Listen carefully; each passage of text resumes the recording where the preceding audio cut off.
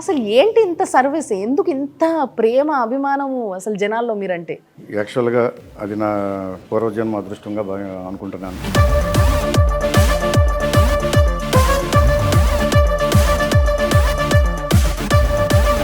మనకి టికెట్ వస్తుంది, మనం పోటీ చేయబోతున్నాం, మనం ఇంకా సర్వీస్ చేయబోతున్నాము అని ఒక ఆశతో ఉన్న వ్యక్తి సడన్గా వేరే వాళ్ళు మన పార్టీలోకి రావడము, వాళ్ళు టికెట్ తీసుకోవడము, వాళ్ళు గెలవడము, వాళ్ళు ఎమ్మెల్యే అయిపోవడము. డైరెక్ట్ పాలిటిక్స్లో వచ్చినప్పుడు ఫస్ట్ టైం డైరెక్ట్గా వచ్చాను. నాకంటూ గాడ్ ఫాదర్స్ లేదు. లాస్ట్లో ఏదో వ్యూహం జరిగింది.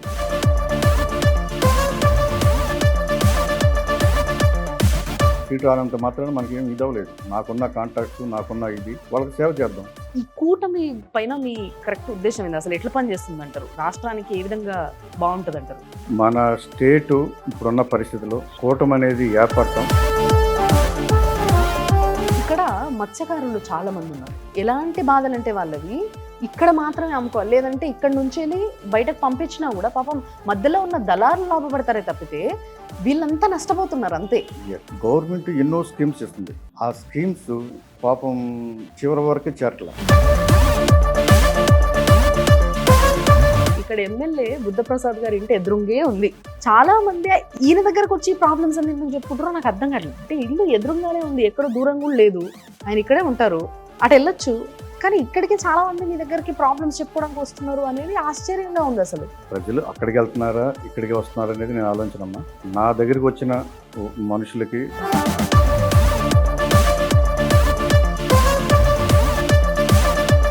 వీటన్నిటి వెనకాల మీ స్వార్థం ఏమైనా ఉందా? అండ్ ఈ సర్వీస్కి ఏమన్నా టార్గెట్ పెట్టుకున్నాను సార్? లైక్ మా ఇంటికి వచ్చిన ప్రతి మనిషి కులం చూడడం, మతం చూడడం. ఇంకోటి ఏంటంటే ఈ సార్ వాళ్ళ ఫాదరు, బుద్ధప్రసాద్ గారి ఫాదరు ఒక మంచి దోస్తాను ఉండే, ఇద్దరి మధ్యలో ఒకరికొకరు సపోర్ట్ చేసుకుని ఈ విధంగా ఉండేట కదా మీ ఫ్యామిలీస్? అవునమ్మా. మీరు కూడా అట్లే ఉంటున్నారా? నేను దగ్గర అవటం కొద్దీ వాళ్ళు నా మీద కొంచెం మళ్ళీ 4 సంవత్సరాల తర్వాత చూసుకోవచ్చు కదా, 4 సంవత్సరాలు నాకు సర్వీస్ చేయొచ్చు కదా. సుమన్ టీవీ ప్రేక్షకులకి నమస్తే. యాక్చువల్గా నేను అవనిగడ్డ వచ్చిన, అది కూడా ఎందుకు వచ్చిన అంటే మోపిదేవి దర్శనం చేసుకొని మీ అందరికీ ప్రతి వారం ఒక టెంపుల్ షూట్ చేసి నేను ఆ గుడి గురించి చెప్తా ఉంటాను కదా, అట్లా చెప్పేటందుకు వచ్చిన అనమాట. కానీ పోతున్న దారిలో చాలా ఫ్లెక్సీలు కనబడ్డాయి. అసలు విపరీతంగా పెద్ద పెద్ద ఫ్లెక్సీలు. ఒక వ్యక్తి ఆ ఫ్లెక్సీలో ఒక మంచి చిరునవ్వుతో అట్లా కనిపిస్తుంటే నాకు ఎందుకో డౌట్ వచ్చింది. మామూలుగా అవనిగడ్డ అనగానే ఇక్కడ ఎమ్మెల్యే సార్ ఫోటోల కన్నా కూడా ఈ సార్ ఫోటోలు ఎక్కువ కనబడుతున్నాయి ఏంది అని డౌట్ వచ్చి ఎవరో ఇట్లా రోడ్డు మీద పోతుంటే ఒక ముసలమ్మని అడిగిన అనమాట, ఏంది ఈయన ఎవరు అసలు అని చెప్పేసి. ఆయన గురించి ఆమె చెప్పిన విధానం చూస్తే తప్పకుండా ఈసారిని కలవాల్సిందే, మాట్లాడాల్సిందే అని అనిపించింది నాకు. అందుకే ఎత్తుక్కుంటూ వాళ్ళ ఇంటికి వచ్చేసిన. సో ఇక్కడికి వచ్చిన తర్వాత తెలుసుకున్న చాలా విషయాల్ని మీ ముందు పెట్టాలన్న ఒక చిన్న కోరికతోని ఈరోజు నేను ఈ ఇంటర్వ్యూ చేయబోతున్నా. సో ఆ ఇంటర్వ్యూలో భాగంగా నేను ఆ వ్యక్తి గురించి చెప్పబోతున్నా. ఏంది అని అంటే నేను ప్రతిసారి ఒక గెస్ట్ గురించి మాట్లాడినప్పుడు చిన్న ఒక ఇంట్రో చెప్తాం కదా, కానీ నేను ఏ ఇంట్రో చెప్పను. ఒక ముసలావిడ చెప్పిన మాటనే చెప్తా, కావాలంటే మీకు అది తర్వాత ప్లే చేసి కూడా చూపిస్తాం. ఆవిడ ఒకటే మాట అన్నది, నేను కరెంట్ టైం కావాలి అందుకను ఇల్లు మీద తాడు ఎక్కడ వేసుకోలేకపోతున్నానయ్యా. నీకు నా పత్తి బిడ్డలే నాకు కావాలయ్యా, చాలా సహాయం చేశారయ్యా. అడగంగానే ఇట్లా కొట్టినట్టు చెప్పింది అనమాట. సో ఆయనే విక్కుర్తి వెంకట్ శ్రీనివాస్ గారు.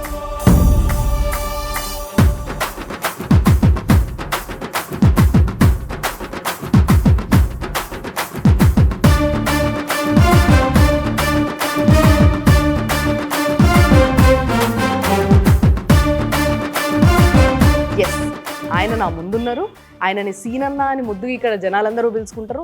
ఇంకా చెప్పాలంటే ఈయనని మినిస్టర్ క్వార్టర్ శ్రీనివాస్ అని కూడా చాలా మంది అంటారు అనమాట. అట్లా కూడా ఎందుకు అంటారు అనే విషయం కూడా నేను ఇప్పుడు మాట్లాడబోతున్నా. సార్ నమస్తే. నమస్తే సార్. నిజంగా మీ గురించి తెలుసుకున్న తర్వాత మిమ్మల్ని కలవాలనిపించింది నాకు. యాక్చువల్గా లాస్ట్ టైం నేను వచ్చినప్పుడు మిమ్మల్ని కలవాలి, బట్ అప్పుడు మీ గురించి నాకు ఇన్ని పాయింట్స్ తెలియదు. జనరల్గా మీరు ఒక వ్యక్తిగా తెలుసు నాకు, అంతే. ఏంటో అసలు ఎంత తెలుసుకున్నా అంటే మీ గురించి, మీరు కూడా నమ్మరు ఏమో అని చెప్పేసి నాకు అనిపించి చాలామందితో మాట్లాడించిన సార్. నేను బయట వెళ్తూ ఉన్నప్పుడు చాలామందితో మాట్లాడిస్తే జనరల్గా దొరికిన వాళ్ళతో, వాళ్ళందరూ కూడా మ్యాక్సిమం జనాలు మీరు చేసిన పనులని మీరు చేస్తున్న పనులని, మీ పైన వాళ్ళు పెట్టుకున్న హోప్స్ని వాళ్ళు మనస్ఫూర్తిగా చెప్తుంటే చాలా మంచిగా అనిపించింది ఒక వ్యక్తి గురించి అట్లా వినడం అనేది. అసలు ఏంటి ఇంత సర్వీస్, ఎందుకు ఇంత ప్రేమ అభిమానము అసలు జనాల్లో మీరంటే? యాక్చువల్గా అది నా పూర్వజన్మ అదృష్టంగా అనుకుంటున్నాను. ముఖ్యంగా ఈ వరద ఈ ముంపు గ్రామాల్లో నేను పర్యటించినప్పుడు రోజుకి మార్నింగు ఈవినింగ్ 2 సార్లు కొన్ని గ్రామాలు అయితే 2 సార్లు పర్యటించడం జరిగింది. అక్కడ ప్రజలు పడుతున్న బాధలు నేను దగ్గర నుంచి చూడటం, వాళ్ళతో నేను ఇంటరాక్ట్ అయ్యే విధానం, పెద్దలు కానించి చిన్నపిల్లలు కానించి అందరితో నేను వాళ్ళ సమస్యలు షేర్ చేసుకుంటాం, వాళ్ళు నాకు చెప్పిన విషయాలు ఇమీడియట్గా చిన్న చిన్న విషయాలు సాల్వ్ చేయటం, మళ్ళీ నెక్స్ట్ డే వెళ్ళటం, ఒక 3-4 రోజులు వాళ్ళు పడిన బాధల దగ్గర నుంచి నేను చూసి వాళ్ళు కుటుంబ సభ్యులుగా నేను అయిపోయాను. ఇప్పుడు వరదల ముంపు సమస్య తీరిపోయింది, ఎవరింటికి వాళ్ళు వెళ్ళిపోయారు, ఎవరి పనులు వాళ్ళు చేసుకున్నా, అయినా కూడా రోజుకొకసారి సీనన్న కలవాలి అనే ఒక దీంట్లో నేను సహజంగా ప్రతిరోజు ఈవినింగ్ 5 గంటలకు ఇంట్లోనే ఉంటున్నాను. 5 రాగానే మన ఇంటికి రావటం, ఊరికి జస్ట్ చూసి ఏదో చిన్న మాటలు పలకరించటం, అలా వాళ్ళు వెళ్ళే విధానం చూసి నేను వాళ్ళకి ఇంకా దగ్గరయ్యాను. ఈ సిచ్యువేషన్ చూస్తే నాకు చాలా హ్యాపీ అనిపిస్తుంది. అయితే యాక్చువల్గా మీ గురించి నాకు ముందు తెలిసిన విషయం కూడా నేను చెప్తా, నేను దాని గురించి కూడా మాట్లాడాలనుకున్నా. సో నేను ఎలక్షన్స్ అప్పుడు జనరల్గా అందరు ఇంటర్వ్యూస్ చేయడానికి ఇక్కడికి వచ్చినప్పుడు మీ గురించి నాకు జనసేన నుంచి పోటీ పెడుతున్న వ్యక్తిగా తెలుసు. అంటే జనసేన టికెట్ వస్తే ఇక్కడ మీరే you will be the person, మీరే ఎమ్మెల్యే అయ్యే అవకాశం ఉంది ఇక్కడ అని చెప్పేసి ఒక మాట విన్నా నేను. అయితే మీతో పాటు జనసేన నుంచి ఇంకొక 4-5 కూడా పోటీ పడుతుండే. బట్ ఆ టైంలో కూడా చాలా స్ట్రాంగ్గా, అంటే ఈ వ్యక్తికి ఎట్టి పరిస్థితుల్లో టికెట్ వస్తుంది ఒకవేళ జనసేనకి టికెట్ ఖరారైతే అన్న విషయం మాత్రం చాలా క్లియర్గా విన్నా నేను. బట్ అది దురదృష్టం అనుకోవాలనో ఏమో తెలియదు నాకు కూడా. బట్ టీడీపీ నుంచి ఒక సీనియర్ వ్యక్తిగా బుద్ధప్రసాద్ గారు ఇటు రావడము, ఆయనకి టికెట్ ఇవ్వడము, ఆయన పోటీ చేయడము, ఇవంతా కూడా జరిగిపోయినాయి. So all this happened. సరే, రీజన్ ఏదైనా కావచ్చు, కానీ నాకు బాగా నచ్చిన విషయం ఏంటి అని అంటే జనసేనలో ముఖ్యంగా మీలాంటి వాళ్ళు చాలా తక్కువగా ఉంటారు. ఏంటి అంటే నాట్ ఓన్లీ జనసేన, అంటే మీలాంటి వాళ్ళు ఎందుకు తక్కువగా ఉంటారు అంటున్నా అంటే, మనకి టికెట్ వస్తుంది, మనం పోటీ చేయబోతున్నాం, మనం ఇంకా సర్వీస్ చేయబోతున్నాము అని ఒక ఆశతో ఉన్న వ్యక్తి సడన్ గా వేరే వాళ్ళు మన పార్టీలోకి రావడము, వాళ్ళు టికెట్ తీసుకోవడము, వాళ్ళు గెలవడము, వాళ్ళు ఎమ్మెల్యే అయిపోవడము, బట్ ఫిర్ బి మీరు వాళ్ళకి సపోర్ట్ చేయడం, అంటే మీరు అందరూ కూడా కలిసి కట్టుగా పనిచేసి ఒక వ్యక్తిని గెలిపించడం అనేది చాలా గొప్ప విషయం. సో దీనికి మీకు వర్క్ చేయడానికి మనసు ఎట్లా వచ్చింది సార్ అసలు? యాక్చువల్గా నేను 25 years నుంచి బ్యాక్గ్రౌండ్ పొలిటికల్గా బ్యాక్గ్రౌండ్లో ఉండేవాడిని, డైరెక్ట్ పాలిటిక్స్లో ఉండేవాడిని కాదు. ప్రతి పొలిటికల్ పార్టీ మీద నాకు అవగాహన ఉంది.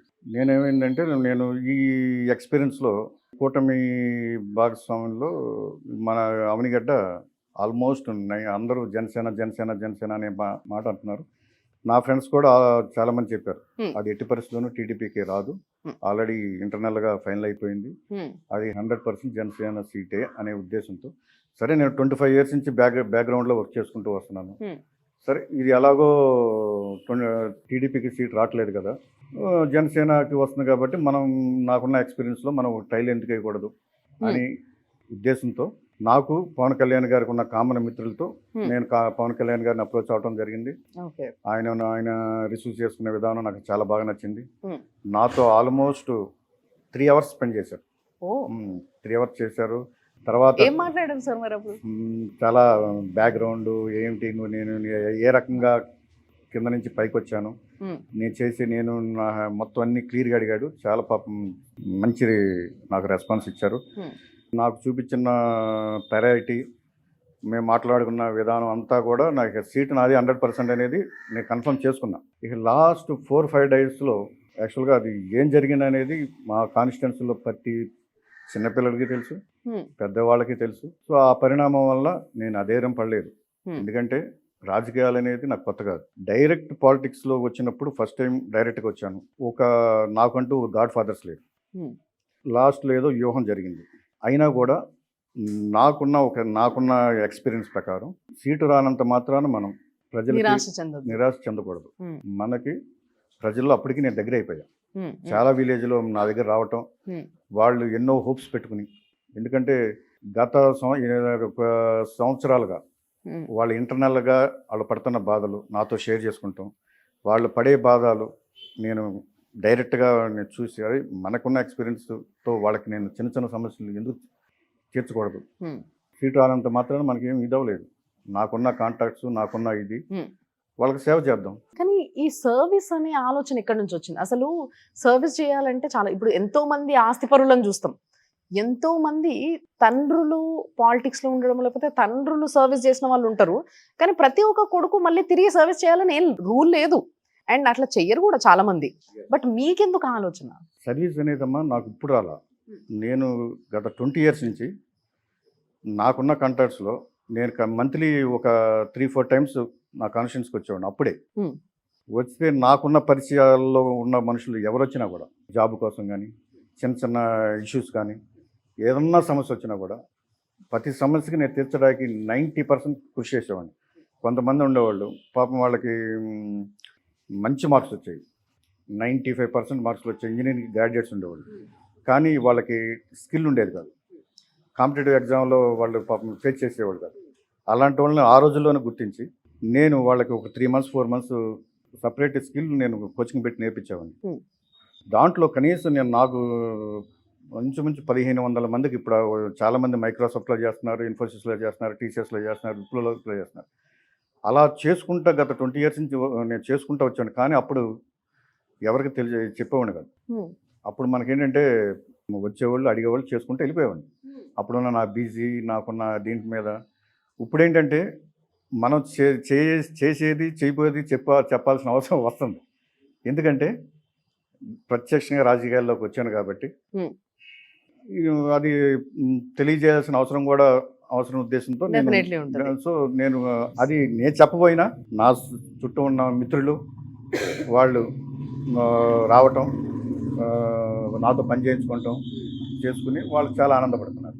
అండ్ ఇంకొకటి ఏంటంటే సార్, ఇప్పుడు ఎప్పుడైతే టికెట్ రాదో చాలా మంది ఎక్స్పెక్ట్ చేసేది ఏంది, వాళ్ళు ఇండివిజువల్గా నిలబడ్డము, లేకపోతే ఎందుకంటే ఆల్రెడీ మీకు చాలా మంది మీ వెనుకుండే వాళ్ళు, మీ అభిమానులు, మీతో నడిచే మీ కార్యకర్తలు వీళ్ళందరూ కూడా ఎక్స్పెక్ట్ చేసి ఉంటారు అండ్ మీకు చెప్పుంటారు కూడా, లేదన్నా నువ్వు నిలబడాల్సిందే, నువ్వు ఇండివిజువల్గా నిలబడు, పర్లేదు నో ప్రాబ్లం మేము సపోర్ట్ చేస్తామని చెప్పేసి ఇట్లా చాలా ఫోర్స్ కూడా మీరు తీసుకున్నారట.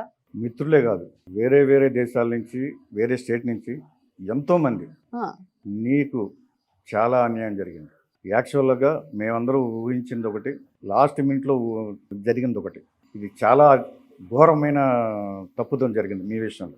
మేమందరం మీ వెనకాల ఉంటాం, ఇండిపెండెంట్గా వేయాల్సిందని చెప్పి రేత్రి పగులు విపరీతమైన ఫోన్ కాల్స్ వచ్చింది.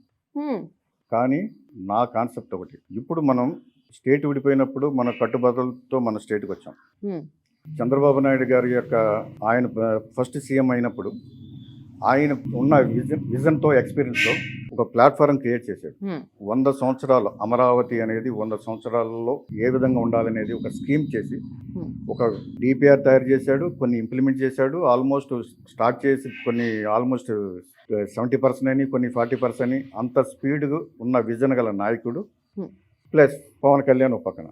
పవన్ కళ్యాణ్ గారు ఏంటి, ఆయనకి ఎంతోమంది ఎన్నో సీట్లు కావాలని అడిగినా కూడా అరే మనం ఇబ్బంది పడకూడదు, మనకు ఇప్పుడు ఏంటి స్టేట్ డెవలప్మెంట్ ఇంపార్టెంట్, సో మనకు 50 సీట్లు తీసుకుని ఈ టైంలో మనం బలహీన పడకూడదు, మనం తక్కువ తీసుకుని మనం గవర్నమెంట్లోకి రావాలి.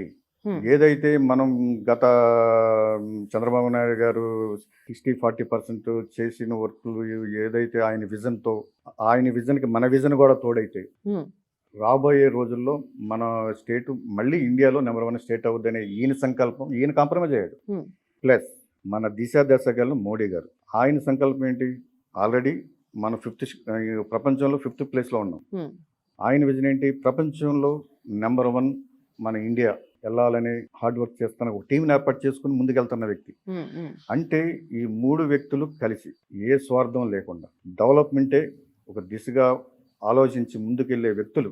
సో కూటమి కలిసి ఇంత ప్లాట్ఫారం వాడు మంచి సదుద్దేశంతో ముందుకెళ్తున్న పార్టీకి నేను ఇండిపెండెంట్ వేసి బలహీన పట్టడం తప్ప ఉపయోగం లేదు. వాళ్ళకి ఆలోచన బాగుంది సార్. అంటే స్టేట్ గురించి ఆలోచిస్తున్నారు కాబట్టి మీరు ఇట్లా ఆలోచిస్తున్నారు. అదే ఒక వ్యక్తి ఆయన యొక్క పర్సనల్ రాజకీయ జీవితం గురించి ఆలోచిస్తే, నేను పోటీ చేస్తే ఒక 50,000 ఓట్లు వచ్చినా కూడా మనని వీళ్ళు ఎవరో ఒక పార్టీ వాళ్ళు తీసుకుంటారు, వద్దొద్దు నువ్వు తగ్గు అని చెప్పేసి అట్లీస్ట్ పైసలైనా ఇస్తారు, మనకి ఫండింగ్ ఇస్తారు, లేకపోతే వాళ్ళు మనకే టికెట్ ఇస్తారు, లేదంటే ఇంకేదన్నా ఏ చైర్మన్ పోస్టో ఇంకే పోస్టో ఏదో ఒక పోస్ట్ ఇచ్చి కూర్చోబెడతారు అన్న ఒక ఆశతోని చాలామంది పాలిటిక్స్లో ఇలాంటి పనులు చేయడం కూడా చాలా మందిని చూసినాం మనం.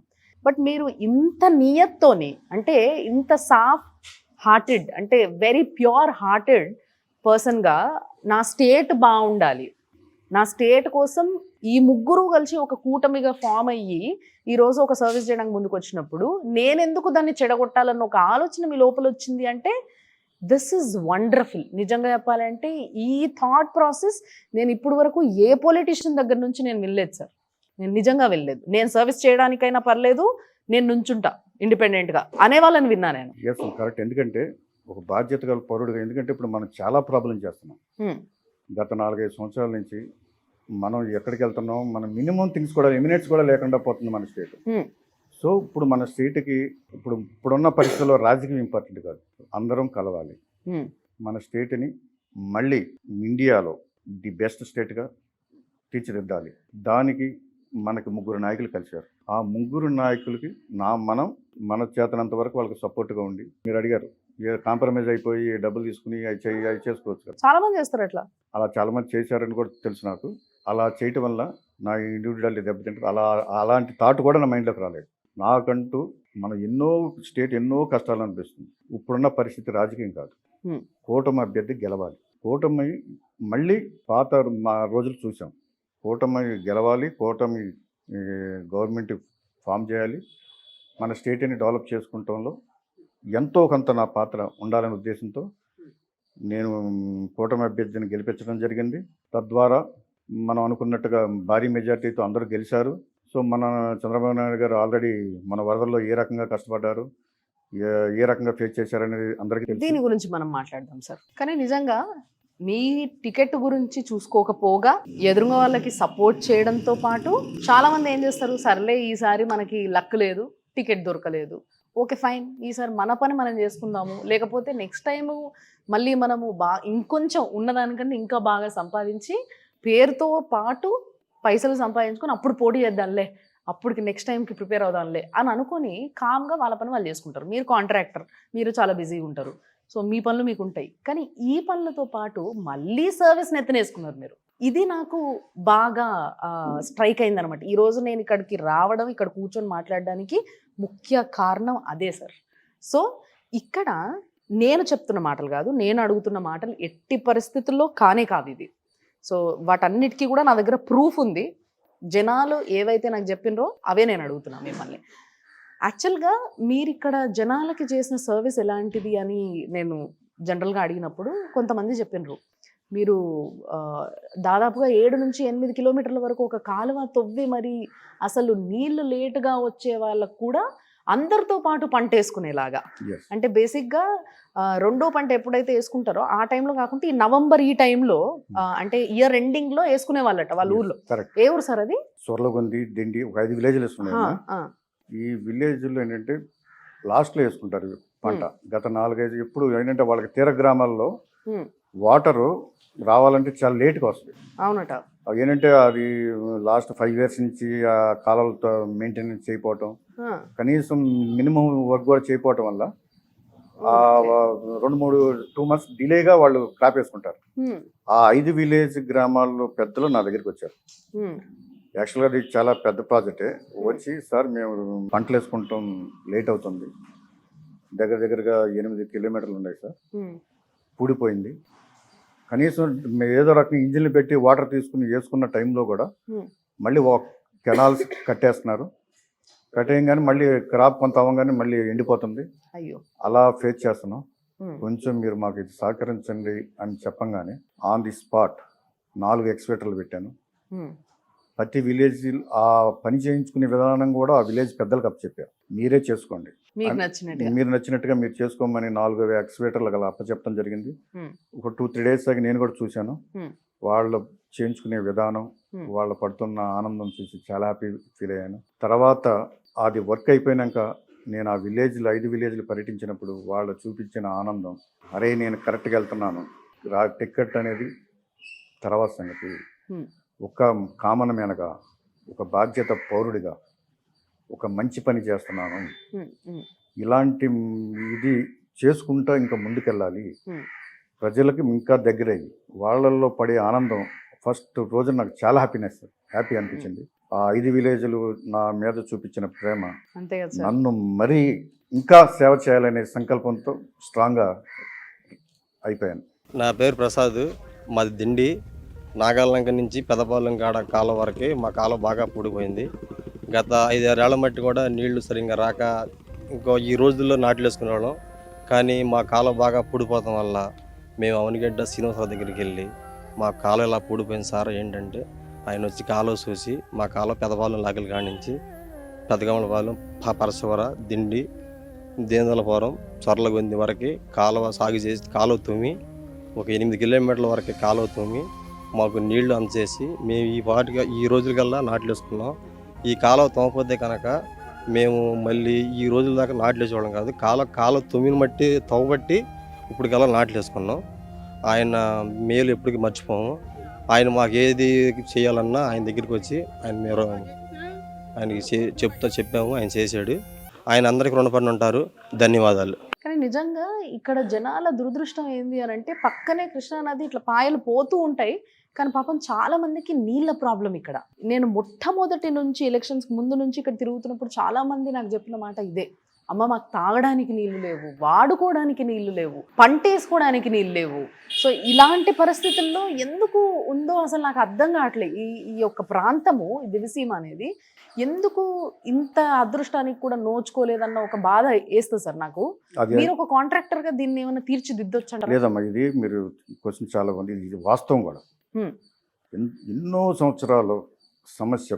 ఓన్లీ పాపం సమ్మర్లో అయితే వాటర్ ట్యాంకర్ కనుక లేకపోతే అమ్మో, వాళ్ళు 2 రోజులైనా సమ్మర్ లో అంటున్నారు. నిన్న నేను గల్లీలు తిరుగుతుంటే నిన్న కూడా వాటర్ ట్యాంకర్ చూసిన సార్.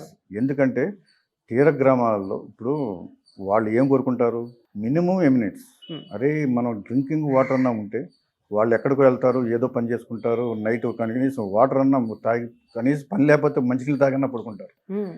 అలాంటి తీర గ్రామ ప్రజలు ఈ రోజు కూడా వాస్తవంగా నీటికి చాలా ఇబ్బంది పడుతున్నారు. దీనికి ఏంటంటే మెయిన్ నేను నా యాజ్ ఎ కాంట్రాక్టర్గా నేను చెప్తున్నాను ఏంటంటే, ముందు చూపు లేకపోవటం. ఎందుకంటే కృష్ణా వాటర్ పోతా ఉంటుంది, దానికి సీ వాటర్ తోడవుతూ ఉంటుంది. దీనివల్ల ఏంటంటే వాటర్లో సెలనిటీ శాతం పెరుగుతూ ఉంటుంది. ఆ సీ వాటర్ బ్యాక్ రావటం, ఈ మంచి వాటర్ ఫ్లో అవటం, దానికి నేను మన సెక్రటరీ ప్రిన్సిపల్ సెక్రటరీ గారితో కూడా నేను కలిసి నేను నా దగ్గర ఒక ప్రాజెక్ట్ ఉంది, ఎక్స్ప్లెయిన్ చేద్దాం అనుకుంటున్నాను. ఏమి లేదు, మాకేంటంటే కొన్ని చెక్ డ్యామ్స్ అవసరం. ఇది ఎన్నో సంవత్సరాల నుంచి నా మైండ్లో ఉంది. ఆ చెక్ డ్యామ్స్ పెట్టడం వల్ల ఏంటంటే కనీసం కొన్ని విలేజ్లన్నా వాటర్ మారకుండా ఉంటాయి. సో ఏదైతే సెలనిటీ మినిమం సెలనిటీ ఉందో ఆ కృష్ణా వాటర్ని కొన్ని గ్రామాల వరకు వాటర్ మనం ప్రొటెక్ట్ చేయగలుగుతాం. ఇక తీర గ్రామాల్లో ఇప్పుడు సెంట్రల్ గవర్నమెంట్ ఎన్నో స్కీమ్స్ పెట్టింది. పవన్ కళ్యాణ్ గారు ఫస్ట్ టైం పెట్టిన రివ్యూ మీటింగ్ కూడా నేను చూశాను, చాలా హ్యాపీ ఫీల్ అయ్యాను. ఫస్ట్ తాగునీటి అనే పదం వాడారు. ఆల్రెడీ చంద్రబాబు నాయుడు గారు రివ్యూ కూడా జరిగింది, డిపిఆర్లు కూడా సిద్ధం చేస్తున్నారని తెలిసింది. సో అది తొందరగా ఇంప్లిమెంట్ అయితే ఐఎమ్ సో హ్యాపీ. ఇక ఫ్యూచర్లో అయినా తీర ప్రాంతాల్లో మంచినీళ్ళు వస్తాయని నేను ఎక్స్పెక్ట్ చేస్తున్నాను. ట్రూ సార్, నిజంగా ఆ రోజు రావాలని నేను కూడా కోరుకుంటున్నాను. ఎందుకంటే ఈ టైంలో వాళ్ళు పడుతున్న కష్టం చూస్తే నాకు బాధేసింది సార్.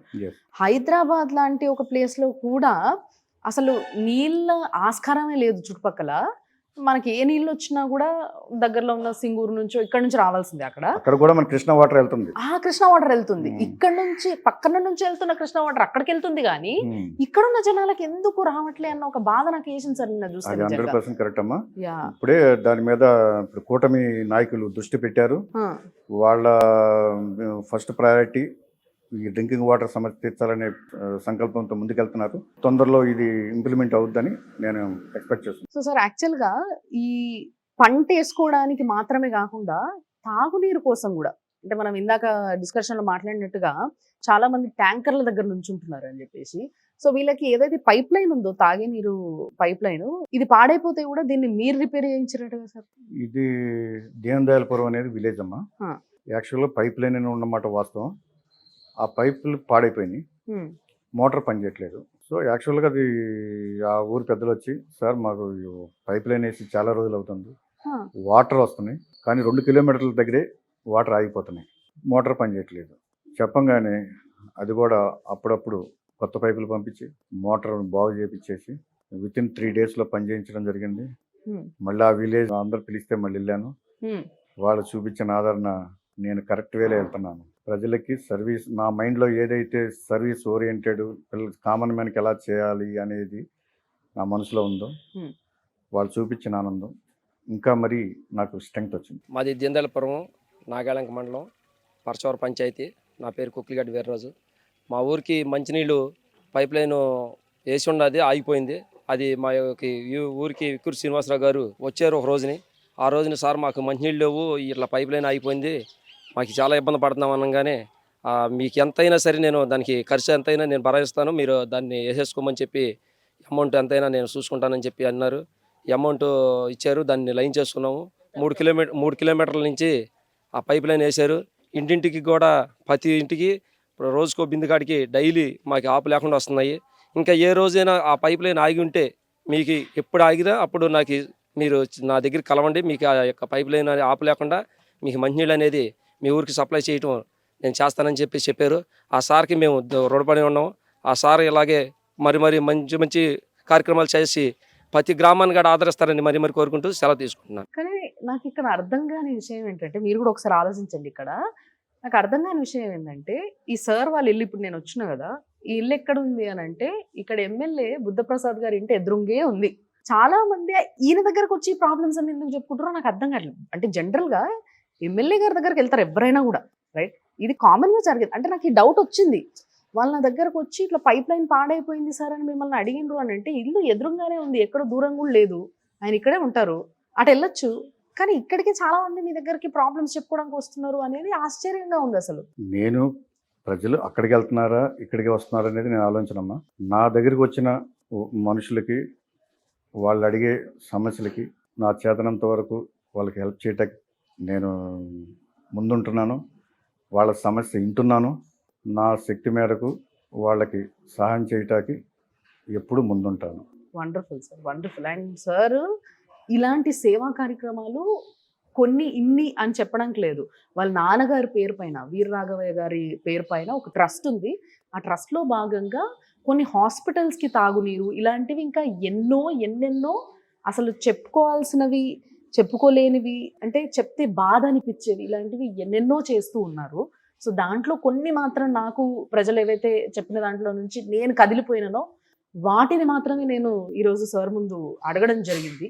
అది కూడా ఏంటంటే, ఒకసారి అడగాలనిపించింది నాకు, ఏంటి అసలు మీ ఉద్దేశం ఏంటి అని. ఇప్పుడు అడుగుతున్నా సార్ నేను, వీటన్నిటి వెనకాల మీ స్వార్థం ఏమైనా ఉందా? మీరు ఏ ఉద్దేశంతో అడుగుతున్నారో నాకు అర్థమైంది. Hmm. నేను మనుషులకి, కామన్ మ్యాన్కి నిస్వార్థంగా సేవ చేయటానికి డిసైడ్ అయిపోయాను. వాళ్ళలో నేను ఒక చిన్న పని చేస్తే వాళ్ళ పడే ఆనందం నేను గమనించాను. ఎలాంటి స్వార్థం లేకుండా వాళ్ళకి సేవ చేయాలని నా సంకల్పం. సో సార్, ఇప్పుడు ఎట్లాగో కూటమి గురించి ఒక్కసారి మాట్లాడాలని ఉంది. ఎందుకంటే మీరు ఇందాక మాటల్లో చంద్రబాబు గారి గురించి మాట్లాడినరు, మోడీ గారి గురించి మాట్లాడినరు, పవన్ కళ్యాణ్ గారి గురించి మాట్లాడినరు. సో ఈ కూటమి పైన మీ కరెక్ట్ ఉద్దేశం ఏంది? అసలు ఎట్లా పనిచేస్తుంది అంటారు? రాష్ట్రానికి ఏ విధంగా బాగుంటుంది అంటారు? మన స్టేటు ఇప్పుడున్న పరిస్థితిలో కూటమి అనేది ఏర్పడటం ఈ ఆంధ్రప్రదేశ్ యొక్క ప్రజలు అదృష్టంగా భావిస్తున్నాను. ఎందుకంటే కూటమిలో ఉన్నది మామూలు వ్యక్తులు కాదు. మోడీ గారు ప్రపంచంలో దిశ కలిగిన ఏకైక నాయకుడు. ప్రపంచంలో హైయెస్ట్ పాపులారిటీ ఎలా వస్తుంది? అతను చేసే నిస్వార్థమైన సేవలు ప్రపంచ దేశాలంతా ఆయన వైపు చూస్తున్నాయి. ఆయన విజన్, ఇండియా ప్రపంచంలో నెంబర్ 1 అవ్వాలనే విజన్తో ఒక టీంని ఏర్పాటు చేసుకున్నాడు. ఆ టీం అంతా ఎలాంటి ఆలోచన లేకుండా అదే ఏమ్గా పనిచేస్తుంది. నెంబర్ 2 చంద్రబాబు నాయుడు గారు, ఆయనకున్న ఎక్స్పీరియన్స్ ప్రపంచం అందరికీ తెలుసు. ఎలాంటి పరిస్థితిలో మన స్టేట్ విడిపోయింది, ఎలాంటి పరిస్థితిలో ఆయన మనకి వచ్చాడు, ఏ విజన్తో ఒక అమరావతి ఇండియాలో నెంబర్ 1 స్టేట్ తీసుకెళ్లాలని ఏ రకంగా కష్టపడ్డారు, తర్వాత ఏం జరిగిందనేది అందరూ తెలుసు.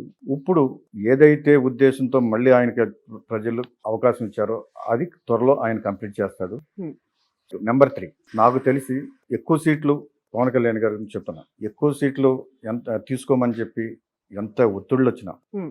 మనం కూటమిగా ఏర్పడుతున్నాం. కూటమిలో అన్ని సమస్యలు ఉంటాయి. అటు పెద్ద మోడీ గారికి అటు ఆ పార్టీకి సమస్యలు ఉంటాయి, ఇటు తెలుగుదేశం పార్టీకి సమస్యలు ఉంటాయి. సో మనకి స్టేట్ డెవలప్మెంట్ అనేది ఫస్ట్ ప్రయారిటీ. సో కార్యకర్తల దగ్గర నుంచి ప్రెషర్ వచ్చిన, వివిధ సంఘాల నుంచి ప్రెషర్ వచ్చిన పట్టించుకోకుండా తక్కువ స్థానాల్లో కాంప్రమైజ్ అయ్యి ఏ స్వార్థం లేకుండా వాళ్ళకి మద్దతు ఇచ్చి 3 పార్టీలు కలిసి ఏ ఉద్దేశంతో చేస్తున్నారు, మన స్టేట్ మన ప్రజలు యొక్క భవిష్యత్తుకు నిర్ణయించుకుని కలిశారు. Hmm. ఎలాంటి స్వార్థం లేని 3 వ్యక్తులు ఒక కూటమిగా ఏర్పడే రోజున మంచి జరుగుద్ది. There is no doubt. వాళ్ళ అందరం బాగుండాలని వాళ్ళు ఎన్నో కార్యక్రమాలకి అంకురార్పణ చేశారు.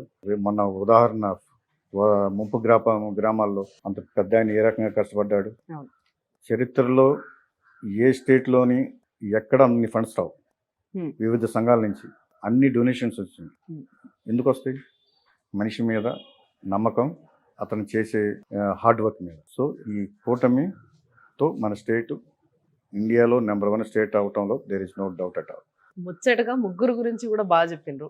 అండ్ నిజంగానే ఈ స్టేట్ని నంబర్ 1 ప్లేస్కి తీసుకెళ్ళడానికి ఆ కూటమి బాగా పనిచేస్తుంది అని చెప్పేసి మీరు చెప్పిన మాట నిజమవ్వాలని కోరుకుంటున్నాను నేను కూడా మనస్ఫూర్తి. ఫైనల్లీ సార్, నాకు అనిపించింది ఏంటంటే, ఇప్పుడు బేసిక్గా మీరు ప్రజల్లో తిరుగుతూ సర్వీస్ చేస్తూ ఒక ప్రేమాభిమానాన్ని, ఒక మంచితనం మీలో ఉంది అన్న విషయాన్ని ప్రజలకి తెలుస్తున్న కొద్దీ ఎవరైతే ఇక్కడ ప్రాంత ఎమ్మెల్యే ఉంటారో ఆయనకి కొంచెం ఇన్సెక్యూరిటీ రావడం అనేది సహజం.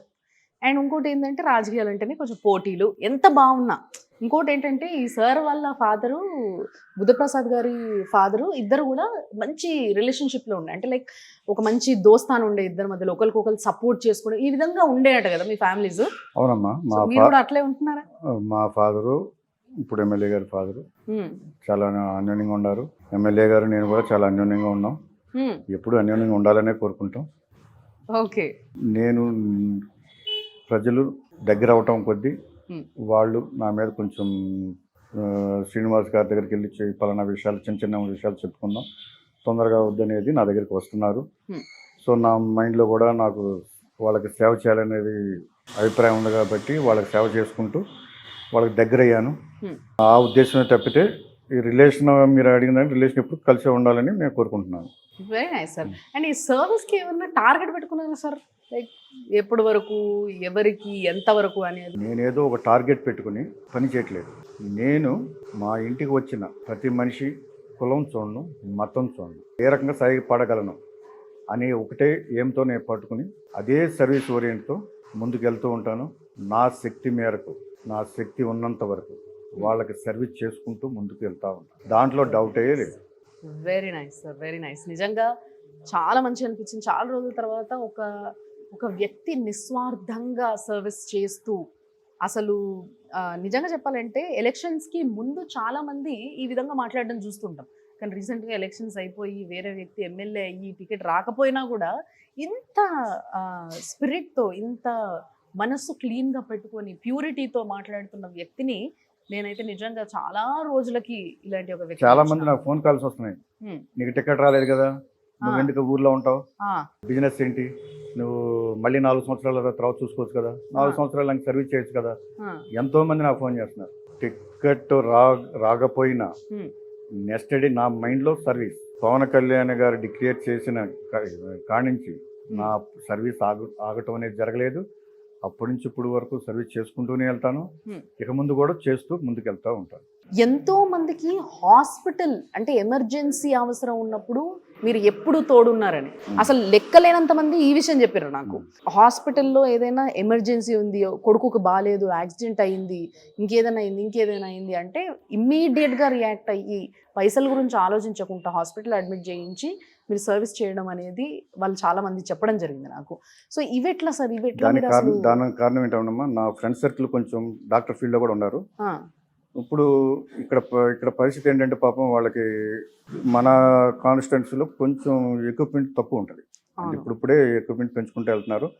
ఆ ఎక్విప్మెంట్ ఉన్నా కూడా ప్రాపర్ టెక్నీషియన్స్ లేరు. సో సహజంగా పాపం డాక్టర్స్ మాత్రం ఏం చేస్తారు, ఏదన్నా పేషెంట్ క్రిటికల్ పేషెంట్ రాగానే ఇమీడియట్గా విజయవాడ, హైదరాబాద్ పంపించేస్తారు. పాపం వీళ్ళకేమో ట్రావెల్ చేస్తూ ఉంటారు, అర్థం కాదు. వాళ్ళకున్న టైంలో ఎవరు కాంటాక్ట్ చేయాలి అనేది అంటే శ్రీనివాస్ ఒకసారి చేద్దాం అని నాకు చేస్తారు. ఇమ్మీడియట్గా ఆ హాస్పిటల్లో నా ఫ్రెండ్స్, మోస్ట్లీ ఆ హాస్పిటల్ నా ఫ్రెండ్స్ ఉంటారు, ఇమ్మీడియట్గా నేను ఫోన్ చేస్తాను. ముందు వాళ్ళకి ఎమర్జెన్సీ ఏం కావాలి ఫస్ట్ వాళ్ళకి ఎమర్జెన్సీ చేయటం, ఆ తర్వాత ట్రీట్మెంట్ ఇప్పించటం. అది నేను కొంచెం పర్సనల్ ఇంట్రెస్ట్ తీసుకుంటాం వల్ల వాళ్ళకి అలా చాలామంది పేషెంట్లు బయటికి రాగలిగారు. వాళ్ళు 10 మందికి చెప్పటం, అలాంటి సమస్యలు కూడా నా దగ్గర రావటం, నేను ఇంకా కొంచెం దగ్గర అవటం జరుగుతుంది. అండ్ ఇంకొకటి, కేవలం మనుషులు మాత్రమే కాదు, వాళ్ళు పెంచుకునే గేదెలు, మేకలు, వీటన్నిటికీ ఒక బాధ కలిగితే కూడా మీరు చూడగలిగినరు అని వాళ్ళు అన్నారు. అంటే యాక్చువల్గా ఒక కష్టకాలం వచ్చినప్పుడు, ఒక ఆపత్తి మనకు వచ్చినప్పుడు మనం ఫస్ట్ సర్వైవ్ అవ్వడమే చూసుకుంటారు. సో జనాలందరూ ఆ బిజీలో ఉన్నా కానీ మీరు మిగతా జీవుల్ని కూడా పట్టించుకున్నారు అని చెప్పేసి వాళ్ళు నాకు చాలా గొప్ప చెప్పారు ఈ విషయం. ఒక ముంపు గ్రామం అయినా ఎడ్లంక్ గ్రామం ఒకటి వెళ్ళానమ్మా నేను. Yes, exactly. ఆ ఎడ్లంక్ గ్రామాల్లో ఫుల్ వాటర్ అంతా 5 feet అవునట. ఉండిపోయింది. దాంట్లో కొంతమంది బయటికి రాలేదు, కొంతమంది సరే వాళ్ళకి పాపం బయటికి రాని వాళ్ళకన్నా మనం ఫుడ్ అందజేద్దామని చెప్పి నేను భోజనం తీసుకుని ఆ విలేజ్ సందర్శించడం జరిగింది. సో అక్కడికి వెళ్ళంగానే వాళ్ళు తీసుకున్నారు, చక్కగా ఏదో రకంగా భోంచేసేస్తున్నారు, వస్తున్నాను. కరెక్ట్గా 4 ఇల్లు దాటంగానే గేదెలు కనపడినాయి, ఆవులు కనపడినాయి. ఏ రకంగా చూస్తున్నాయి అంటే వాటి చూపుల్లో నాకు చాలా బాధ వేసింది. మళ్ళీ ఇంకో దూరం వెళ్ళినా మళ్ళీ అయ్యే గేదెలు అలాగే నా ఇంకా చూస్తూ ఉన్నాయి. నేను అక్కడ పెద్ద ఆయన ఉంటే అడిగా, ఏంటి పరిస్థితి, వాటి పరిస్థితి ఏంటంటే, ఏముందండి కనబడుతున్నాయి కదా కళ్ళంట నీళ్లు, అవి చెప్పుకోలేవు కదా, ఆ నీళ్ళు అయ్యే అని చెప్పాడు. అతను చెప్పంగా నాకు చాలా బాధ అనిపించింది. ఇమ్మీడియట్లుగా నేను నా మిత్రులకు ఫోన్ చేసి ఇమ్మీడియట్లుగా 2 ట్రక్కులు అప్పుడప్పుడే ఫీడ్ తెప్పించి షీప్కి, గొర్రెలకి, మేకలకి జొన్నలు తెప్పించి దగ్గరుండి అవి తినే విధానం చూస్తుంటే చాలా హ్యాపీ అనిపించింది. అదే విధంగా మళ్ళీ ఆ తినే విధానం చూసి మళ్ళీ పక్క ఉన్న విలేజ్లకి వెళ్ళి వాటికి కూడా 2 ట్రక్కులు మళ్ళీ వాటికి ఫీడ్ ఇచ్చి, ఇక నాకు తినే విధానం చూసి నాకు చాలా హ్యాపీ అనిపించింది. మీరు అన్నది కరెక్టే, ప్రతి వాళ్ళు అధికారులు ఉన్నారు, మార్నింగ్ భోజనం పెడుతున్నారు, ఈవినింగ్ భోజనం పెడుతున్నారు, ఆ రకంగా చేస్తున్నారు. కానీ నేను వాటికి సపరేట్గా చూడటం అనేది, వాటికి ఫీడ్ ఇవ్వటం అనేది నా జన్మలో నేను మర్చిపోలేని. తెలిసి బేసిక్గా మూగజీవాలంటే నిజంగా దేవుళ్ళతో సమానం, అందుకోసమే మనము గోవుల్ని కానీ వీటిని పూజిస్తాం. సో అవి మిమ్మల్ని ఎంచుకున్నాయేమో సర్వీస్ చేయించుకోవడానికి అనిపించింది. ఎందుకంటే నేను చూశాను, 4 గేదెలు కూడా చూశారు కళ్ళంటే నీళ్లు కారుతున్నాయి. నిజంగా చాలా బాధేస్తుంది సార్. నేను పెద్ద అయినా ఎందుకు నీళ్లు కారుతున్నాయి అంటే, మేము చెప్పుకుంటాం అవి చెప్పుకోలేగా బాబు అన్నాడు. అదే స్పాట్లో ఉండి ఇమ్మీడియట్లుగా తెప్పించటం, 4 days ఫుడ్ తినటం. I'm so happy for that moment. I never forget. మొన్న వరదకి చాలా గ్రామం మొత్తం కూడా పూర్తిగా మునిగిపోయి, అందరూ కూడా ఆర్థికంగా, సామాజికంగా ఇళ్ళు కూడా పూర్తిగా కూలిపోయి తీవ్రమైనటువంటి వ్యధలో ఉన్నప్పుడు, పశువులకు కూడా మేకలేక అల్లాడుతున్నప్పుడు ఆ యొక్క మూగజీవాల ఆకలిని గుర్తించినటువంటి మహనీయుడు మాకు వికృతి సీని గారు.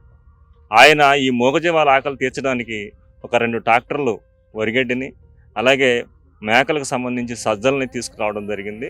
ఆ తర్వాత కూడా ఈ గ్రామానికి ఏదైనా అవసరం ఉంటే నాకు చెప్పండి, ఎంత సాయమైన నేను చేస్తానని చెప్పేసి గొప్ప హామీ ఇవ్వడం కూడా జరిగింది. కానీ నిజంగా అదొక సంతృప్తి, చాలా చాలా హ్యాపీగా నిద్రపడుతుంది కదా సార్. బట్ ఇంకొక డౌట్ ఉంది సార్ నాకు, ఏంటి అంటే ఇక్కడ మత్స్యకారులు చాలా మంది ఉన్నారు. వాళ్ళతో నేను మాట్లాడినప్పుడు వాళ్ళ బాధ వర్ణనాతీతం. నిజంగా చెప్పాలంటే వాళ్ళ ఓట్ పర్సంటేజ్ ఎటువైపు అయితే ఎక్కువగా ఉంటుందో వాళ్ళు గెలవడం ఖాయం ఇక్కడ జనాలు, దాంట్లో డౌటే లేదు. సో అలాంటి వాళ్ళకి ఉన్న ఏదైతే కష్టం ఉందో అది ఫస్ట్ పట్టించుకోవాలి, ఫస్ట్ చూడాలి. బట్ ఇప్పటికీ కూడా స్టిల్ దే ఆర్ సఫరింగ్ నిజంగా. ఎందుకంటే నేను కొంతమందితో మాట్లాడినప్పుడు, మేడం మాకు ఈ బాధ ఉంది అని చెప్పుకుంటే నాకు దుఃఖం వేసింది. అరే మిమ్మల్ని కూడా పట్టించుకోకపోతే ఎట్లా ఇక్కడ అని చెప్పేసి. సో వాళ్ళకి వాళ్ళ లైఫ్ స్టైల్ ఎట్లయితే ఉందో, అంటే ఎలాంటి బాధలు అంటే వాళ్ళవి ఇక్కడ మాత్రమే అమ్ముకోవాలి, లేదంటే ఇక్కడ నుంచి వెళ్ళి బయటకు పంపించినా కూడా పాపం మధ్యలో ఉన్న దళారులు లాభపడతారే తప్పితే వీళ్ళంతా నష్టపోతున్నారు అంతే. ఎస్. సో మాకు ఏ లాభం లేదు మేడం, ఏదో అమ్ముకున్నామా తిన్నామా ఉన్నామా అంటే జీవితం ఎప్పుడు ఇంతే. ఇంకా పైకి ఎదగడం అనేది మా జీవితంలో మేము చూస్తామన్న నమ్మకం లేదనేది వాళ్ళ స్పష్టంగా చెప్తున్నారు. 100% వాస్తవం అది. హ్మ్. అది జరిగే మిస్టేక్ ఏంటంటే గవర్నమెంట్ ఎన్నో స్కీమ్స్ ఇస్తుంది. ఆ స్కీమ్స్ పాపం చివరి వరకు చేరట్ల. హ్మ్. అదొక పాయింట్. ఇంకోటి ఎప్పటి నుంచో అనుకుంటున్నాం మనం కోస్టల్ కారిడార్ అనేది చాలా ఇంపార్టెంట్. ఎస్. ఆ కనెక్టివిటీ కనుక ఇప్పుడు చంద్రబాబు నాయుడు గారు ప్లాన్ చేస్తున్నారు. ఆ కనెక్టివిటీ కనుక ఏర్పాటు చేయగలిగిన రోజున మనం ఏదైతే వీళ్ళ సముద్ర ఉత్పత్తులు ఏ ఉంటాయో హ్మ్. అవన్నీ ఇన్ టైంలో కరెక్ట్ పర్సన్కి వెళ్తాయి. వాళ్ళకి మార్కెట్ రేట్ వస్తుంది. దళారుల వ్యవస్థ చాలా వరకు తగ్గిపోద్ది. హ్మ్. నెంబర్ 2. నెంబర్ 3 వీళ్ళు ఫేస్ చేసే ప్రాబ్లం నెంబర్ 3 ఏంటంటే ఈ చదువుకున్న పిల్లలు ఉద్యోగస్తులు ఎవరైతే ఉద్యోగస్తులు వీళ్ళ కమ్యూనిటీలో ఉద్యోగస్తులు ఉన్నారో హ్మ్. వాళ్ళ పిల్లల వరకు మంచి మంచి స్కూల్లో చదివిస్తున్నారు, మంచి ఉద్యోగాలు సంపాదిస్తున్నారు. వాళ్ళు చేస్తున్నారు. హ్మ్. రియల్గా ఎవరైతే ఈ సీన్ నమ్ముకుని ఆధారపడే వ్యక్తులు హ్మ్. పాపం పిల్లల్ని చదివించట్లేదు. వాళ్ళు చదివించిన ఏదో ఒక మగ పిల్లల్ని హాస్టల్లో చేపిస్తున్నారు. వాళ్ళు ఎంతవరకు చదువుకుంటున్నారో అంతవరకు చదివించగలుగుతున్నారు. హ్మ్. చదువుకున్న వాళ్ళకు కూడా ప్రాపర్ స్కిల్ లేదు. కనీసం నేను ఏమనుకుంటున్నానంటే కనీసం ఇలాంటి తీర ప్రాంతాల్లో ఒక స్కిల్ డెవలప్మెంట్ సెంటర్ ఒకటి పెడితే ఎస్. దీంట్లో ఎంతవరకు చదువుకున్న వాళ్ళకి ఆ స్కిల్ని మనం వాళ్ళకి ట్రైనింగ్ ఇప్పించి వాళ్ళకి ఇంకో దారి చూపించిన వాళ్ళం అవుతాం. అవును. ఇంకోటి దీంట్లో లేడీస్ ఏం చేస్తున్నారు పాపం వాళ్ళు ఎంతవరకు చదువుకోవాలో అంతవరకు చదివేసి ఆపేస్తున్నారు. వాళ్ళకి నేను ఏంటంటే ఇప్పుడు జెంట్స్ హాస్టల్ ఎలా ఉందో లేడీస్ కూడా ఆ కమ్యూనిటీలో హాస్టల్స్ పెట్టాలి. ఓకే. అలా పెట్టడం వల్ల వాళ్ళలో మన నైపుణ్యాన్ని బయటికి తీయగలిగే వాళ్ళం అవుతాం. హ్మ్. వాళ్ళకు కూడా ఉన్నత చదువులు అబ్బుతాయి, మంచి పొజిషన్లోకి వెళ్తారు. హ్మ్. నెంబర్ 1 దిశగా కమ్యూనిటీ ముందుకెళ్తుంది. సో ఇవన్నీ వీటికి మెయిన్ కోస్టల్ కారిడార్ అనేది చాలా ఇంపార్టెంట్. ఎస్. ట్రూ. ఇది ఆ దిశగా చంద్రబాబు నాయుడు గారు ఆలోచిస్తున్నారు. హ్మ్. నాకు ఈ మధ్యన తెలిసింది డిపిఆర్ కూడా రెడీ చేయమన్నారని తెలిసింది. హ్మ్. హ్మ్. సో అది కూడా వస్తే మా తీర ప్రాంతాలన్నీ ప్రజలు అభివృద్ధి చెందుతారు, మంచి పొజిషన్లోకి వస్తారు. లాస్ట్ పాయింట్ దీని గురించి ఇంకోటి కూడా చెప్తాను. దీంట్లో ఏమైందంటే పాపం వాళ్ళకి ఓన్లీ సముద్రం మీద ఆధారపడే వ్యక్తులు పాపం ఒక్కోసారి వాళ్ళకి 2-3 నెలలు వాళ్ళకి ఏమీ ఉండదు. అవును. ఎవరికి చెప్పుకోలేరు. అవును. ఇంట్లోనే ఉంటారు. వాళ్ళకి ఇంట్లో జాబ్ ఉండదు, ఉపాధి ఉండదు. నా మనసులో ఉన్న ఆలోచన ఏంటంటే కనీసం మన తీర ప్రాంతాల్లో బోళంత రెవెన్యూ ల్యాండ్ బోళంత ల్యాండ్ ఉంది. ఒక గ్రామానికి ఒక 15 ఎకరాలు 20 ఎకరాలు ఒక పెద్దలందరూ కలిపి హ్మ్. ఆ గ్రామానికి మనం గనక ఉపాధి ఏర్పాటు చేయగలిగితే ఓకే. మినిమం వీళ్ళు ఈ 3 నెలలు 4 నెలలు ఏదైతే ఈ దీంట్లో పండించిన పంటలు హ్మ్. వాళ్ళందరూ కలిసి పండించుకుంటారు, వచ్చిన అందరూ షేర్ చేసుకుంటారు. సో సమ్ మినిమం వాళ్ళకి ఉపాధి అనేది ఏర్పడుతుంది అనేది నా మనసులో అంటే కోరిక. లేదంటే చేపలు రొయ్యలు ఏవో వేసుకోవచ్చు కూడా వాళ్ళు. వేసుకోవచ్చు ఏదో ఒక ఆల్టర్నేటివ్ వాళ్ళకి మనం చూపించున్న వాళ్ళు అవుతాం. అది కూడా నాకు తెలిసిన ఫ్రెండ్ సర్కిల్తో నేను షేర్ చేసుకోవాలని అనుకుంటున్నాను. Very nice sir, wonderful. అసలు నిజంగా ఈ ఆలోచన అనేది నిజంగా ఎవరికి వచ్చిందో ఎవరికి రాలేదో ఇప్పుడు వరకు నాకు తెలియదు. కానీ సార్ మీరు చెప్పిన ఈ పాయింట్ ఏదైతే అంటే నిజంగా వాళ్ళకి ఇది అవసరం. ఎస్. ముఖ్యంగా పాపం వాళ్ళ ఆడపిల్లలకి చదువుకోవడానికి వాళ్ళకు ఒక ఫ్రీ హాస్టల్ లాంటిది ఏదైనా హాస్టల్ ఉంటే కావాలి. ఎందుకంటే వాళ్ళకి చాలా మంది టాలెంటెడ్ పిల్లలు ఉన్నారు. ఎస్. వాళ్ళ 7th-కి 100% మార్కులు వస్తాయి, 10th-కి 100/100 వస్తాయి, కానీ ఆపేస్తున్నారు. ఎందుకంటే సో ఇన్సెక్యూరిటీ. మీరు ఆల్రెడీ ఇదంతా అబ్జర్వ్ చేయడం అబ్జర్వ్ జరుగుతుంది. చేస్తున్నాను. ఈ గత 3 months నుంచి నా డ్యూటీ అదే. తీర గ్రామాలకు వెళ్ళటం, ఓకే. మినిమం ఎమినెట్స్ మనం అధికారులకు ఏ రకంగా ఎక్స్పోజ్ చేయాలి, నా చేతుల్లో మినిమం ఎమినెట్స్ ఏం చేయగలుగుతాను. రియల్గా అంత టాలెంట్ ఉన్న చిన్న పిల్లలు చదువు ఆపేస్తున్నారు. సో మీరు చేపట్టబోతున్న ప్రాజెక్ట్స్ లో ఇది ఒక పెద్ద ప్రాజెక్ట్ కంపల్సరీగా నేను వాళ్ళని నా చేతనంత వరకు వాళ్ళని ఎలా చదివించాలి అనేది చదివిస్తాక నా కృషి ఉంటుంది. చదువుకున్న వాళ్ళకి స్కిల్ నేర్పిస్తాను. నా ఫ్రెండ్ సర్కిల్లో ఉన్న కంపెనీస్లో వాళ్ళకి నేను హెల్ప్ చేసి జాబ్ వాళ్ళకి ఏర్పాటు చేయడానికి నా వంతు కృషి ఎప్పుడు ఉంటుందని. Very nice, very nice. నిజంగా మత్స్యకారులకి కష్టాలు తొలుగుతాయి అనే నమ్మకం ఇప్పుడు రావచ్చు. సో మీ అందరి కోసమే నేను ఈ ప్రశ్న అడగడం జరిగింది. ఎందుకంటే పాలిటిక్స్ పరంగా చూస్తే చాలా వరకు ఇప్పుడు కృష్ణా జిల్లా అనగానే ముఖ్యంగా అమరావతి దగ్గర, అండ్ అమరావతి తర్వాత ఎవరైనా ఒకవేళ ఒక పెద్ద ఒక ఇన్వెస్టర్ కానీ లేకపోతే బయట నుంచి ఇంకెవరైనా డెలిగేట్స్ కానీ ఎవరైనా వచ్చిండ్రు అనుకోండి, ఇలాంటి ఒక ప్రాంతంలో ఉండడానికి ఇష్టపడతారు ఎవరైనా. ఎందుకంటే ఆంధ్ర అనగానే దివిసీమ చాలా అందమైంది, ఈ విషయం అందరికీ తెలుసు, చాలా ఒక పచ్చగా island. బాగుంటుంది. ఎస్, ఒక ఐలాండ్. సో చాలా అందమైంది, ఇలాంటి ప్రాంతంలో అట్లీస్ట్ ఒక 1-2 డేస్ ఉండిపోవాలని ప్రతి ఒక్కరి ఆశ. సో వాళ్ళు వచ్చినప్పుడు ఉండాలి అని అంటే ఒక మంచి ప్లేస్గా, ఒక టూరిజం స్పాట్గా ఇది మారాలి. అలాంటి అన్ని ఎలిజిబిలిటీస్ దీనికి ఉన్నాయి, బట్ డెవలప్ చేయట్లేదు టూరిజం పరంగా అనేది ఎక్కడో బాధ అనిపిస్తుంది. మీరేమంటారు, మీకేమనిపిస్తుంది ఈ విషయం? ఎస్, నేను ఇంతకు ముందే మీకు చెప్పాను, ఈ కోస్టల్ కారిడార్ అనేది ఇది ఏర్పడిన రోజున టూరిజం ఆటోమేటిక్గా డెవలప్ అవుద్ది. ఎందుకంటే ఇక్కడ మెయిన్ టూరిజం స్పాట్ ఎన్నో ఉన్నాయి. ఉదాహరణకి అంశలదేవి, అది హిస్టరీ చాలా పెద్ద హిస్టరీ. అది గుడి కూడా ఉంది అక్కడ. దేవతలు నిర్మించారనేది ఒక అవును. చాలా మంది చెప్పుకుంటారు. సో అక్కడ ఆ డాల్ఫిన్ కూడా డాల్ఫిన్ ఫిషెస్ కూడా ఉన్నాయి. అది 6 months వచ్చి వెళ్తూ ఉంటాయి. ఇలాంటి కోస్టల్ కారిడార్, కనెక్టివిటీ కారిడార్ ఏర్పరిచి ఇది కనుక టూరిజం స్పాట్ అయితే ఆ తీర ప్రాంతాలకి అది ఒక జీవనోపాధి లాగా తయారవుద్ది. ఇప్పుడు అమరావతి ఎంతో అందంగా తీర్చిదిద్దడానికి నడుం కట్టారు చంద్రబాబు నాయుడు గారు. There is no doubt, 100% Amaravati ఇండియాలో మంచి ఒక పేద టౌన్షిప్ లాగా తయారవుద్ది. మనకి ఫారిన్ డెలిగేట్స్ వస్తూ ఉంటారు, వేరే వేరే కంట్రీ నుంచి డెలిగేట్స్ వస్తూ ఉంటారు. వాళ్ళు వచ్చి మా మీటింగ్ అయిపోయినాక ఏదో సాటర్డే సండే వాళ్ళు విజిటింగ్ ప్లేస్ ఎక్కడ ఇక్కడ దగ్గరలో ఏముండయి అనేది చూస్తారు. అలాంటి ప్లేస్ ఫస్ట్ ప్లేస్గా అంశలదేవి, దేర్ ఇస్ నో డౌట్. అంశలదేవి అనేది తప్పకుండా దాని కనుక గవర్నమెంట్ కొంచెం కాన్సన్ట్రేషన్ చేస్తే 100% ఇండియాలో ది నెంబర్ 1 టూరిజం స్పాట్గా చంద్రబాబు నాయుడు గారు ఆ దిశగా ఆలోచిస్తారని అనుకుంటున్నాను. సో ఆయన ఆలోచించబట్టే ఆయన మనసులో ఈ కోస్టల్ కారిడార్ అనేది కూడా వచ్చిందని నేను భావిస్తున్నాను. నిజంగా సార్, నాకు అనిపించింది ఏంటి అని అంటే ఆఫ్టర్ అ లాంగ్ టైం ఇలాంటి వ్యక్తిని కలవడము, అండ్ చాలామంది ప్రజలు మిమ్మల్ని ఒక నాయకుడిగా చూడడం, కోరుకోవడం అనేది నేను స్వయంగా చూసి వచ్చిన. అండ్ ఇది నిజం, చాలామంది మీరు కూడా చూసుండొచ్చు, ఎక్స్ప్రెస్ చెయ్యకుండొచ్చు, బట్ మీ అందరి తరఫున నేనే చెప్తున్నా. సో జనాలందరూ స్వచ్ఛందంగా మీరు ఒక నాయకుడిగా ఎదగాలని కోరుకుంటున్నారు కాబట్టి మేము కూడా మనస్ఫూర్తిగా కోరుకుంటున్నాం. మీరు ఒక మంచి నాయకుడిగా జనాల సర్వీస్లో ఎప్పుడూ ఉంటూ అలా నిలిచిపోయే ఒక నాయకుడిగా మీరు ఎదగాలని మనస్ఫూర్తిగా కోరుకుంటూ తప్పకుండా మళ్ళీ మిమ్మల్ని కలుస్తాం. అండ్ మీరు చేస్తున్న సర్వీస్లు అండ్ ఇక్కడ డెవలప్మెంట్ అంటే త్వరలోనే మనం మాట్లాడుకున్నట్టుగా కృష్ణా జిల్లా అనేది ఒక హాట్స్పాట్గా మారాలి. దాంట్లో అవనిగడ్డ అనేది ఉండాలి. అవనిగడ్డ అనేది ఫస్ట్ ప్లేస్లో ఉండాలని కోరుకుంటున్నా సార్. ఓకేనా? సో ఈ విధంగా జల్దీ జరగాలని నేను కూడా అనుకుంటున్నా. సో ఇవన్నీ జరిగే ఈ ప్రాసెస్లో తప్పకుండా మళ్ళీ కలుద్దాం. Thank you so much sir. చాలా సంతోషం. చూస్తూనే ఉండండి సుమన్ టీవీ.